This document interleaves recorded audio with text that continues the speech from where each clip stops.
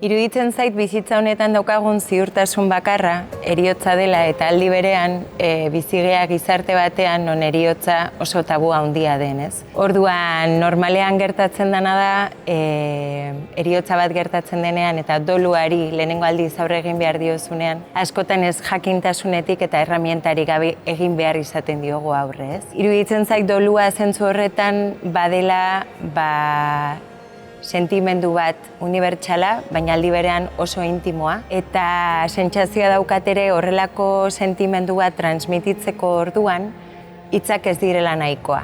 Eta berriz zineak badaukala gaitasuna horrelako transmititzeko hain zaila den emozio bat edo sentsazio bat transmititzeko indarra eta magia daukala zineak, ez? Orduan, variazioak doluarekin lotutako laburmetraia da.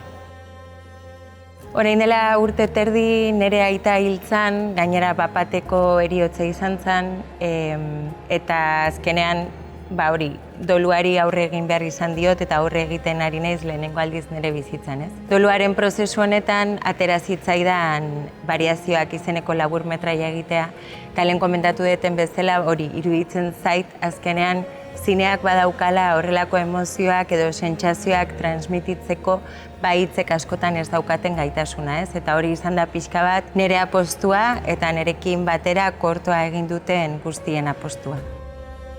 Variazioak egiteko prozesua oso berezia izan da egia esan. Claudia Salcedo izeneko ekoizlea, Bankete Films ekoiztetxetik eukidet bide lagun hasieratik, baina Maider Fernandez zine zuzendaria egon da nirekin zuzendari laguntzaile lanetan adibidez. Pablo Paloma izan da argazki zuzendaria, 16 milimetrotan filmatu dugu laburmetraia. Alazne eta Julen izan dira soinuan egon direnak, rodajean, zuzeneko soinuan. Eta gainera gero aktoreak, ez? Edurne Azkarate eta Sonia Almartxa paper nagusietan, baina gero baita Jon Ander Urresti eta Gema Lizarralde, nire ama, aktore lanetan. Orduan, egia esan oso prozesu berezia izan da, kortoa nolabait familian egin degulako, ez? Talde txiki bat eta maitasuna handiz eta gogoa handiz. Eta orduan, esango nuke oso esperientzia polita eta berezia izan dela. Zailtasun bakarra aipatzearren,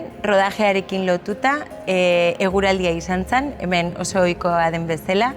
Urtarrileko 3 egun genituen laburmetraia filmatzeko eta Undermount, Igeldoko Undermount lokalean izan zen rodajearen zati bat eta EASO plazako labodegia tabernan beste egun rodaje bat. Eta azkenean eguraldiaren arabera, euria egiten zuen, ez zuen edo haizea zebilen edo ez zebilen, horren arabera grabatu genezaken barruan edo kanpoan edo junginen pixka bat moldatzen egiten zuen eguraldira. Baina Pablo Paloma argazki zuzendariak esaten zuen bezala eta ni zinea egiteko era horrekin oso ados nago, azkenean pelikulek ere jaso behar dutela pixka bat eguraldiak daukan aldakortasun hori, ez? Eta beraz, erabat moldatu ginen eguraldi egun horietara. Zinemaldian egotea niretzako oso garrantzitsua da eta ilusio ikaragarria egiten dit. Alde batetik noski, variazioak Donostin ikusteko aukera egongo delako, etxean ikusteko aukera egongo delako, baina ez hori bakarrik, baizik eta askotan Donostin gaudenez badirudi zinemaldia Donostiko jaialdi bat dela, ez? Baina mundu mailan zinemaldiak maila handia daukan jaialdia da eta beraz variazioak laburmetraia zinemaldian aurkeztu ahal izatea oso garrantzitsua da bai niretzat, bai bide lagun izan deten ekipo guztiarentzat.